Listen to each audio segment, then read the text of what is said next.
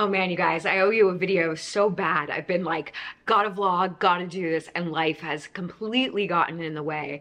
I actually like had been vlogging for the last like 4 or 5 days. I could go through it and see if there's anything worth putting in. But I feel like every time I turn on the camera, I'd have to shut it down for one reason or another. And mostly for the vain reason that my eye is still so screwed up, hence the glasses.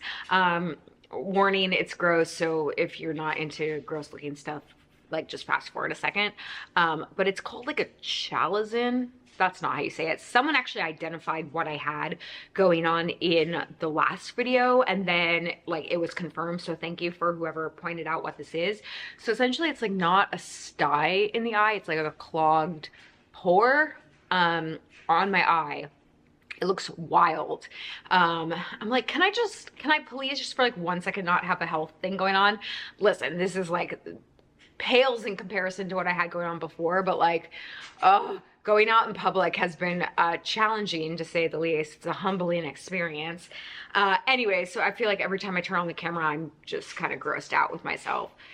But I miss you guys, and I've been wanting to answer some of your questions on Instagram. So Annie is down for the moment.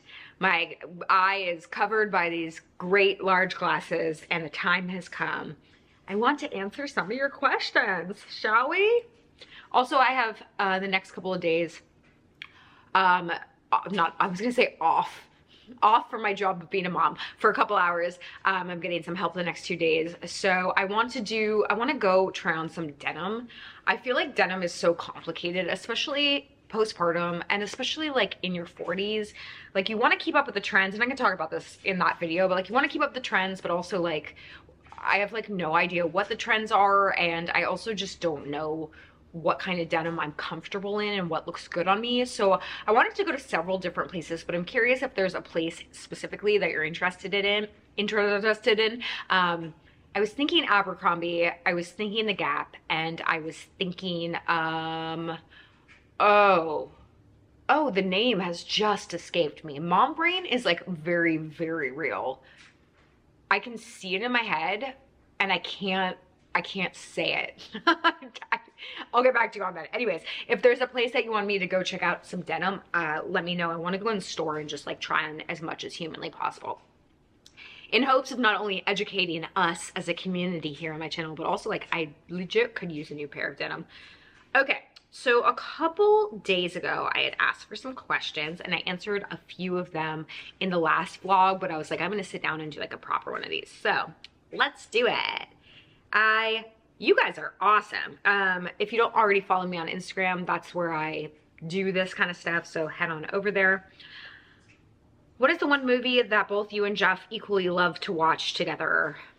Jeff will laugh at this question because one, the minute I hit the couch, I'm like out. Like I can't for the life of me stay awake. We watch shows in segments now. We watch like half-hour shows in segments because seriously, the minute I hit the couch, I'm just so tired from the day of momming.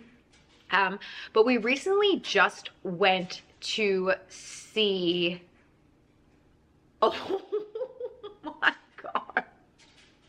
We just went to see Oppenheimer, and we saw it in IMAX, and I hadn't seen it before. He had seen it before, but we went to see it, and it was a 3-hour-long movie, and we went in the afternoon after having a margarita, and I still stayed awake for the full 3 hours. This is saying something.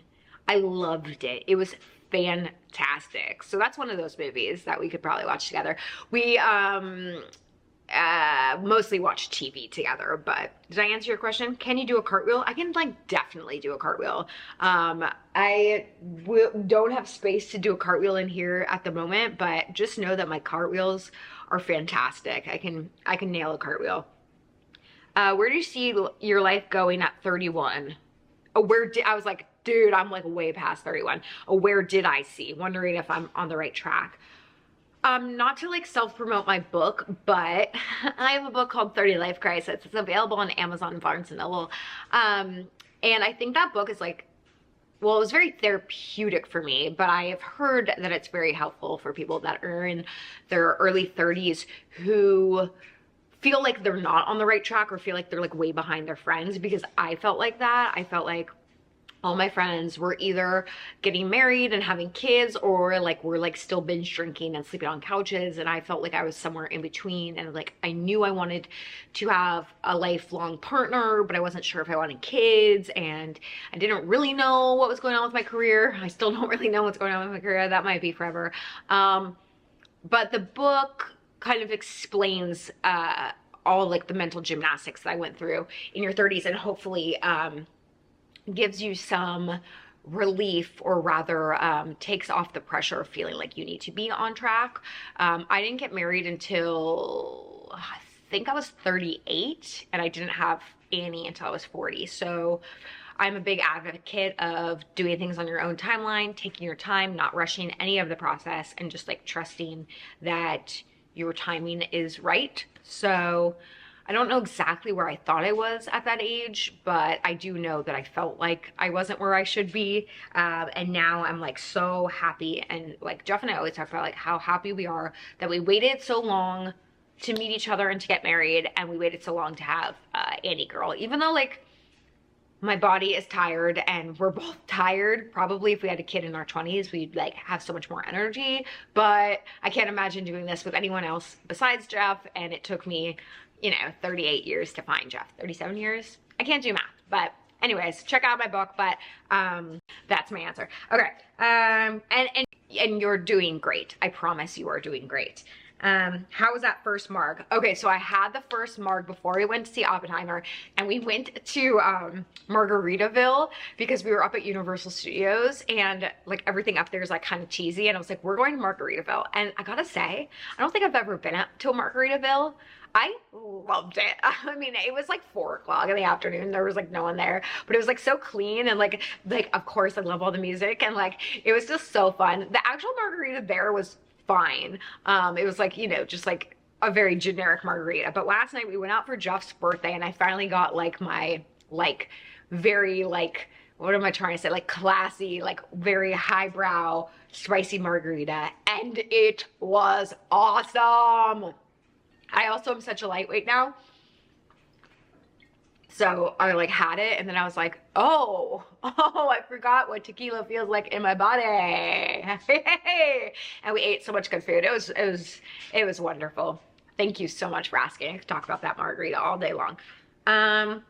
Favorite things about Annie girl. Annie girl is just so cute. I'm sorry I don't show her face on camera. I will never do that, and I'm proud of why, and I'm proud of the way we're proceeding with her privacy. I sometimes even grapple with like, okay, am I like sharing too much, even like talking about her? Like, is that like not fair to her? But I feel like we're cool. I feel comfortable with the level of privacy and exposure, etc.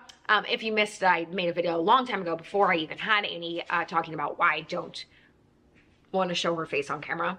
I'll leave that above or below. Check out my story time.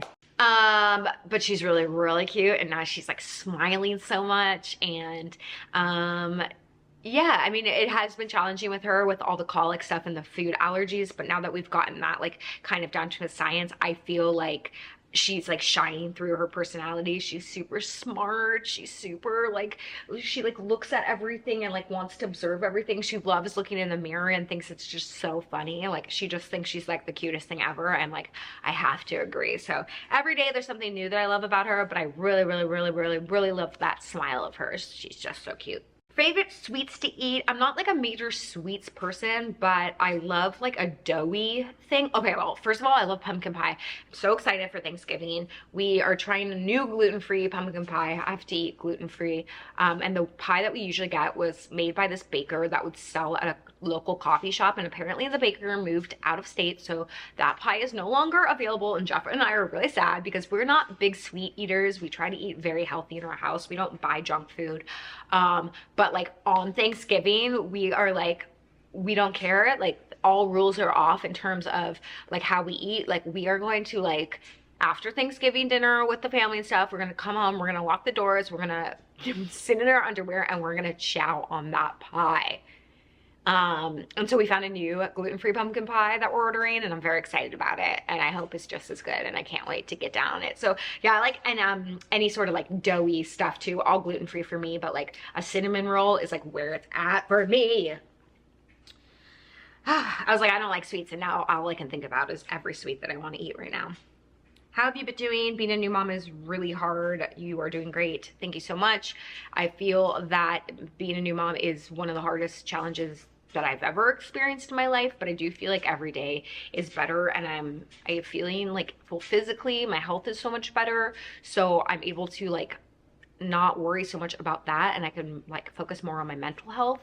Oh, I meant to go to the group this week. I did find a group that I really like, a traumatic birth like Zoom group therapy thing that has been really wonderful, and in like 10 minutes, 20 minutes, I'm doing my like weekly therapy. So I've been really trying to like take care of my mind, and I feel like overall I'm doing pretty well. It's definitely a lonely experience, and I try to vlog that when it's happening, so if you were at home being a parent alone, not alone, my husband's amazing, but he's at work,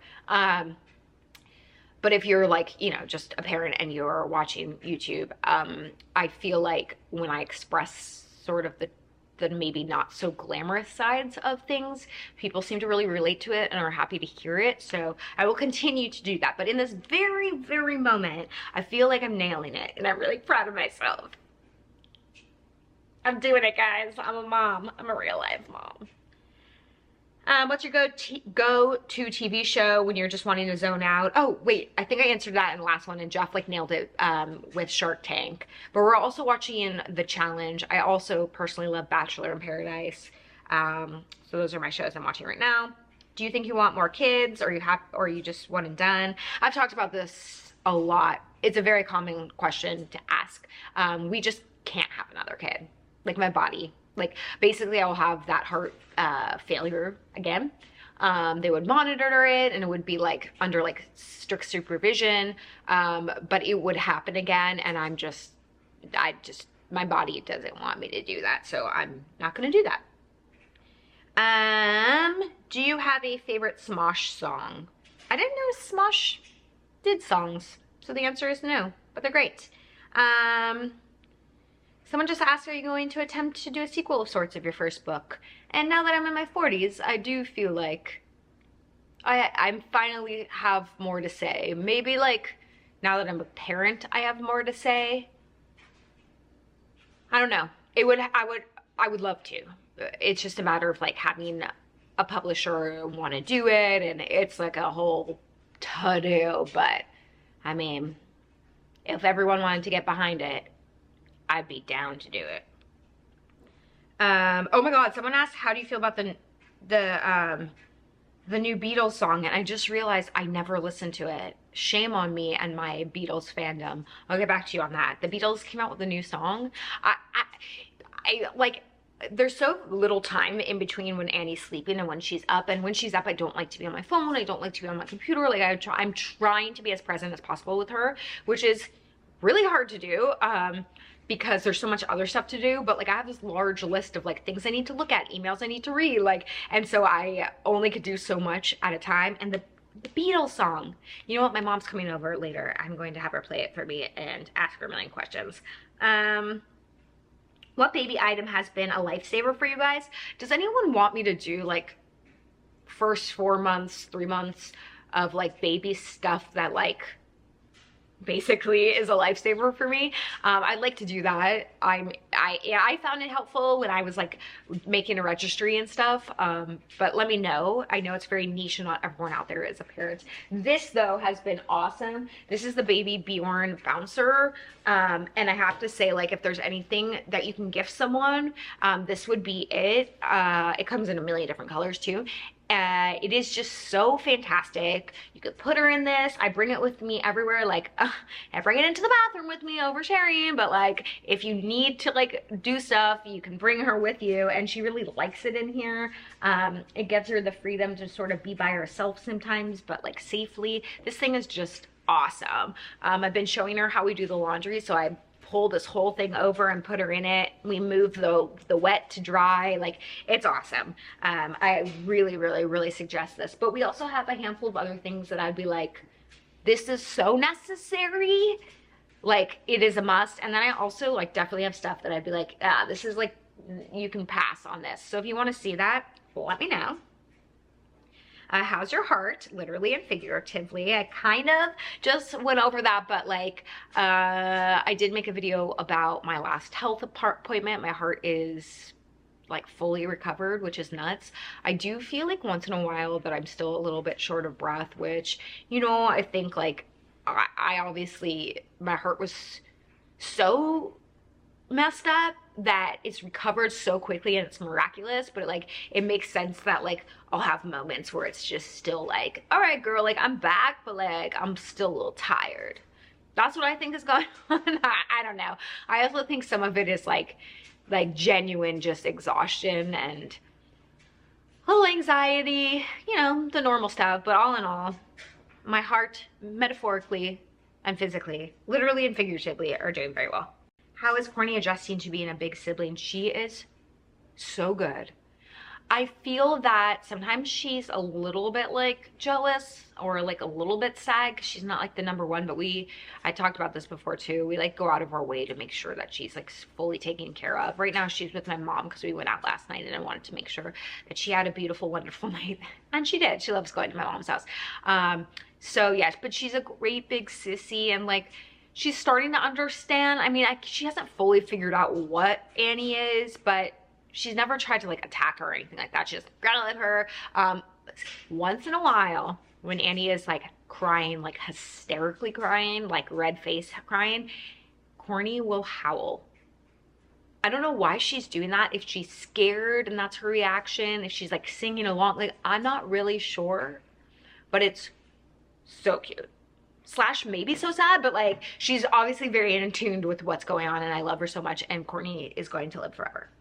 And Annie's colic has improved. Someone asked, how's it doing? We switched her to an amino-based formula. It's called Pure Amino and it's really, really expensive, but our insurance helps cover it. So we use a program, like a third-party program that helps like funnel it through our insurance. And so now instead of it being 45 bucks a can, it's $7 a can, which is like a huge win for us, on top of the fact that it's like so much easier for her to digest. So like all in all, her colic is so much better. She'll have moments, but like she's a baby. And I feel like they're far and few between compared to what it used to be. Like I could never just sit here and make a video. Like she wouldn't just go down as easily as she does. She's also like getting older, so she might be growing out of it, but definitely the food change has been a tremendous help.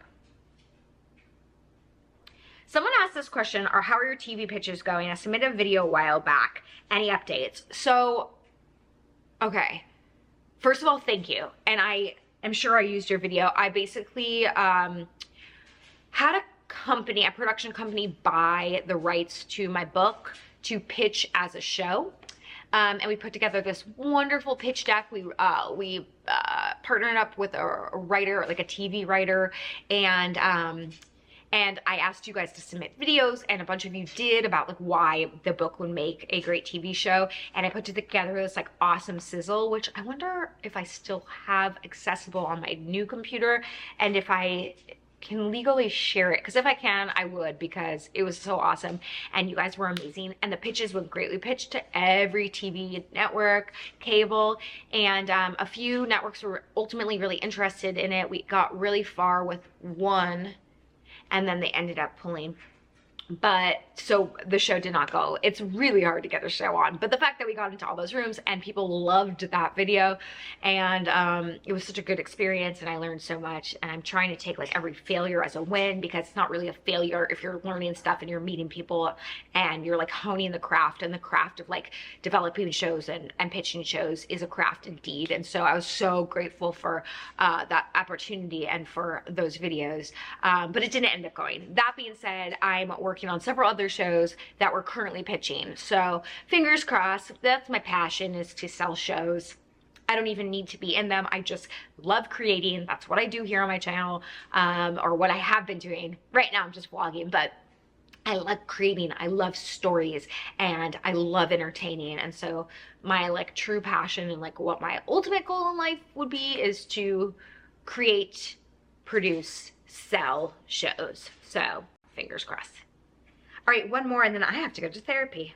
Someone wants to know winter or summer? Fall. The answer is fall. With that, Annie's waking up. I love you guys so very much. Thank you so much for hanging out with me. I'm so glad we got to finally do this. More to come soon. Let me know where you want me to try on denim, and I will be doing that along with anything else that you want to see. Let me know. I love you guys. I think you're just wonderful, and hopefully my eye will get better soon. Oh, about the eye, which I didn't even mention, I did like a teledoc thing because I couldn't get in to see the doctor, my eye doctor, which is crazy. I've been trying to get in for like a week. It's so hard to get into doctors these days. Sorry you're in the dark, but I want to tell you guys this. I'm coming, Miss Annie. But I went to a teledoc thing and they gave me like an antibiotic cream. So we're doing hot compress antibiotic cream, and that's the deal. All right, y'all. See you next time. Bye.